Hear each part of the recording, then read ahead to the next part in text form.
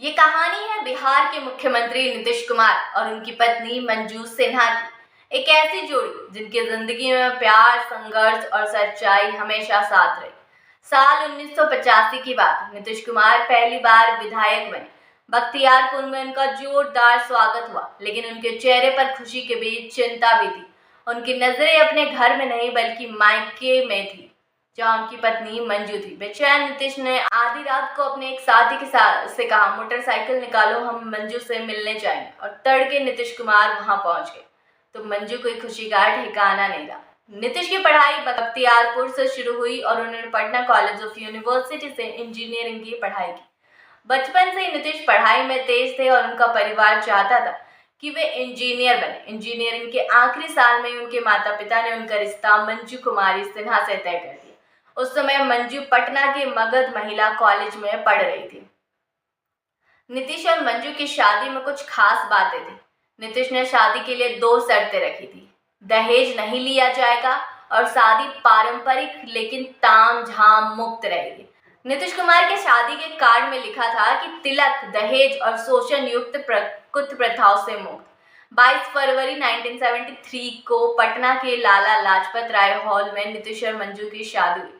शादी के बाद भी नीतीश चाहते थे कि मंजू अपनी पढ़ाई जारी रखे। मंजू कुछ दिन ससुराल में रहने के बाद पटना लौट गए और हॉस्टल में पढ़ाई पूरी की। नीतीश अक्सर कॉलेज या हॉस्टल के बाहर उससे मिलने जाते और कई बार रिक्शे या साइकिल पर फिल्म दिखाने भी ले जाते। नीतीश का जीवन सिर्फ रोमांस से भरा नहीं रहा। उसी समय बिहार में छात्र आंदोलन और जेपी आंदोलन चल रहे थे। नीतीश को कई बार जेल जाना पड़ा।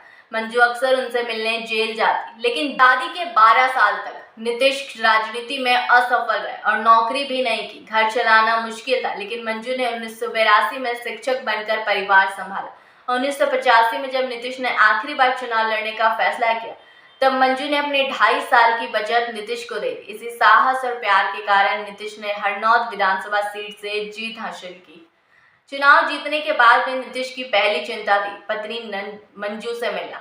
आधी रात मोटरसाइकिल पर वे फिर से निकल गए और मंजू की खुशी देखते नहीं बनते। इसके बाद नीतीश और मंजू अपने बेटे निशांत के साथ पटना में रहने लगे, लेकिन जीवन ने उन्हें फिर चुनौती दी। नीतीश लोकसभा चुनाव जीतकर दिल्ली चले गए और मंजू को नौकरी के लिए दिल्ली बुलाने में विवाद हो गया। अंततः मंजू पटना लौट गई और नीतीश अपनी व्यस्त राजनीति के बावजूद हर मौके पर पत्नी और बेटे से मिलने आते। साल 2005 में नीतीश मुख्यमंत्री बने, तब तक मंजू अपने बेटे के साथ मायके में थी। 2007 में जब मंजू को गंभीर बीमारी हुई, नीतीश ने दिल्ली के अस्पताल में अपने पास रखकर इलाज करवाया, लेकिन मंजू 14 मई 2007 को इस दुनिया को अलविदा कह गई।